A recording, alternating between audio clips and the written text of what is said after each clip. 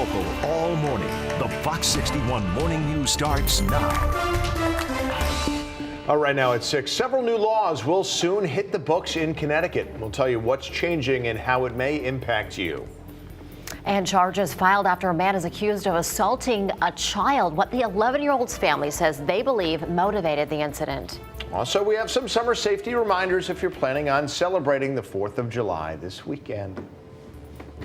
Good morning. Happy Thursday. Thanks for being with us here at Fox 61 America Areas. And I'm Tim Lammers, and we are getting closer to the weekend. So, of course, we want to check on the weather. It's a sunny start to the day again. Once again, we are in a stretch of wonderful weather here. Oh, wow. But we want to look at more than just today. Although, for now, we'll just But look keep at that things Mohegan simple. Sun camera. That is just an incredible shot. We're checking in with Rachel Piscatelli with us this morning. Hey, Rachel. What a great day. Hey, good morning. So, like you said, Tim, we're keeping it simple today. The sunny stretch of weather continues today, and it's going to be an overall gorgeous stretch of weather, at least for today. Tomorrow, we build in that heat and the humidity, and temperatures will get up into the 90s. So for the day today, we're thinking 80s. 61 right now in the capital city. Dew points are in the upper 50s. The winds are calm. So planning your day from start to finish, here's how it looks. Temperatures by 11 a.m. warming into the upper 70s. By 1, 2 o'clock, we're seeing already 80 degrees, and we'll be in the mid 80s for the day. It is going to be a quiet evening. Overnight tonight, temperatures will dip into the 60s and mid 60s for the Elm City, right around 63 degrees in Waterbury. But the noticing high temperatures for tomorrow will be in the 90s and upper 80s across the state, with heat and humidity building in just for one day. We are watching a chance for some scattered showers and storms for Saturday. We'll have a detailed forecast on that, your hour by hour, coming up in just a bit. But it is almost 6:02 here. We'll send things over to Lauren. Good morning. Good morning, Rach. A fairly busy morning here in the CTDOT Traffic Center. 91 northbound was shut down for about 20 minutes this morning. 2 tractor trailers versus 1 pedestrian car vehicle this morning. Luckily, traffic is squeezing by on that left-hand side. We did obtain this video from one of our directors. Actually, was driving by the scene. Crews are still working right now on the scene because DEP had to come for a fuel spill. No indication when that is going to be open, but definitely if you are in that area, if you do have to head towards Hartford, take the Celestine Highway, take the back roads, because you want to avoid this at all costs. Let's get you right out to the maps right now, because we do have another crash on the northbound side of I-95 in New Haven. This is by exit 41. Unfortunately, the camera is extremely bright. Well, that's what we like because it is sunny outside, but you can't really see anything right there, but we do see those delays picking up on the northbound side. We'll check back in the next half hour, but for now, Tim and Erica, back to you. Good morning. Lauren, good morning to you. All right. Well, we have been talking about new laws going into effect. It is starting tomorrow as the new fiscal year begins. Yeah, it's something we do this time every year. We're talking about everything from abortion rights to the minimum wage. So let's get out to Fox 61's Julia LeBlanc. She's going to run down some of them for you this morning. Good morning to you, Julia.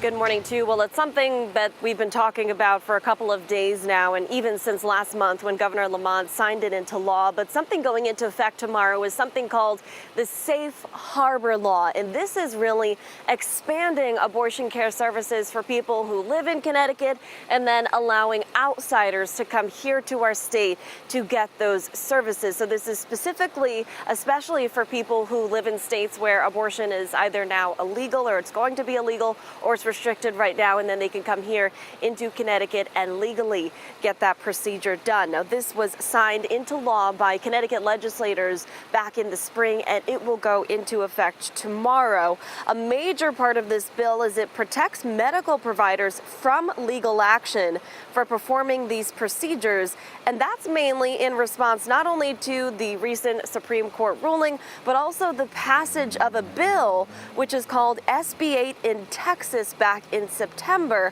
which says that they can sue patients or providers involved in performing abortions after 6 weeks of pregnancy. But for the people who come here to Connecticut, especially coming from Texas, Governor Ned Lamont says the state will not take part in any subpoenas coming from Texas related to this, and those people and our medical providers are protected under this law. Take a listen. And then you try and come after our doctors, you try and come after women who come into the state or women in this state. Not going to happen here. We're going to protect you. No subpoenas, no going after it. We can countersue. We were doing everything we can to stand up on behalf of the reproductive rights of all of our citizens. Now, there's more than a handful of other laws also going into effect tomorrow. Things like new rules for solitary confinement in jails, making some restrictions for younger folks who are in jail, plus an increase in minimum wage. How much are we talking? We'll tell you that coming up in the next hour. For now, we are live right outside the State Capitol building. Julia LeBlanc, Fox 61 News. All right, Julia, thanks so much. We will check back soon. All right, meantime, tomorrow, the tax on the state's diesel is set to rise by 9 cents. So today, the price stands at $6.09 a gallon in Connecticut. That price down 5 cents from a week ago. Now, gas prices still on the decline this morning. The average stands at $4.83. That's down a penny from yesterday and down from $4.91 a week ago. Remember, the state's gas tax holiday ends in December. It was supposed to end tomorrow, but was extended by the legislature in this year's budget. Well, today in Windsor Locks, there's going to be a celebration of the opening of a new ground transportation center at Bradley International. A ribbon cutting ceremony will happen today for the new $210 million center. It's expected to officially open in the middle of next month. What it's going to do is to help streamline rental car services and, just as importantly, provide more parking there at the airport. If you ride the Hartford line, listen up. Starting on July 18th, bus service is going to replace most Amtrak and CT Rail trains for a time. It's because of renovations going on at Hartford's Union Station and upgrades in Windsor. Those are expected to last until mid-September. Well, right now, a man in Deep River is facing a third-degree assault charge. He's accused of pushing an 11-year-old boy named Duncan off his bike. And the child's family said they believe it was a racist attack. Now, you can clearly see the push that happened right there in the video. Police said 48-year-old Jamison Chapman is who did it. And as for why the family thinks it's racist, there was another video recorded before the push. Where did you grow up? Did you grow up in Connecticut? No, you didn't. So get the out of my town. Duncan's mother told Fox 61 she went into shock when she saw the video. She said she fears more racist attacks are coming. I feel very upset. I feel anger. I feel sadness. I feel a sense of powerlessness. The issue of racism is very prevalent in this area. I see it every day. She says this isn't the first time they've experienced racism in Deep River. She said her 12-year-old son was shot with a pellet gun earlier this month. She said her boys get verbally attacked at school. Also, we don't know if it's related at all, but remember earlier this month, somebody in Deep River also left a racist message on a town sign. We showed you that video a second ago. All right, to Naugatuck now, where a Board of Ed member has stepped down from his position. It's all happening after inappropriate images of teen girls Aaron McCool allegedly shared on social media back in 2014. They were discovered by some parents. Last Thursday, McCool posted a letter on his Facebook page and admitted posting the images and called them distasteful and inappropriate, but that they do not reflect his character today. A petition was created to urge McCool to step down and called into question why deeper background checks were not conducted before being elected into the position. Over 1,000 people have signed it. 3 people, including a child, had to be rescued from a burning home in Waterbury Wednesday morning. The 3-alarm fire happened on 3rd Street inside of a multi-story home.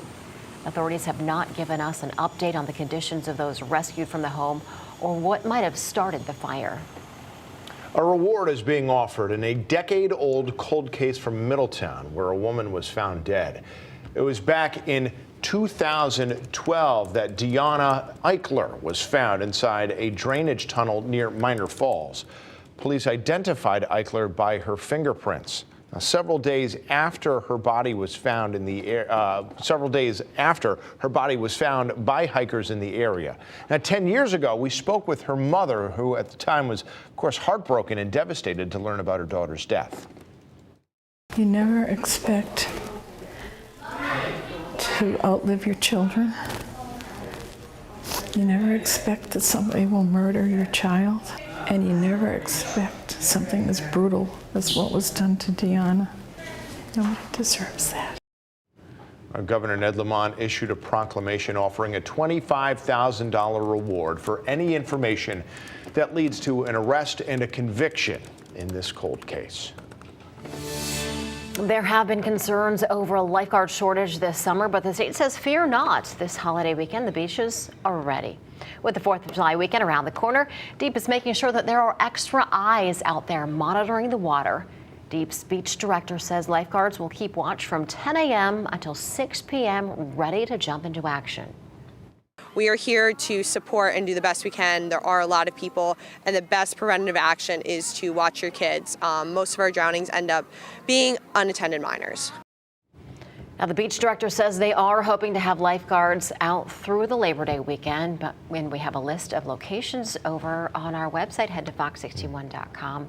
And with a reminder to stay safe while on the water, it's a good time to remember there are dangers on land as well. With the 4th of July holiday coming up, officials from all across the state, officials at Connecticut Children's Hospital are sharing tips on how to keep your child safe from fireworks in the yard. The safest firework displays are those that are sponsored by our towns throughout Connecticut. Every year we see children severely injured by lawnmowers, including life-threatening amputations. Your child must be at least 12 years old to use a push mower and at least 16 years old to use a riding mower. Also, parents are reminded to take an extra look at the back seat before you get out and lock those doors.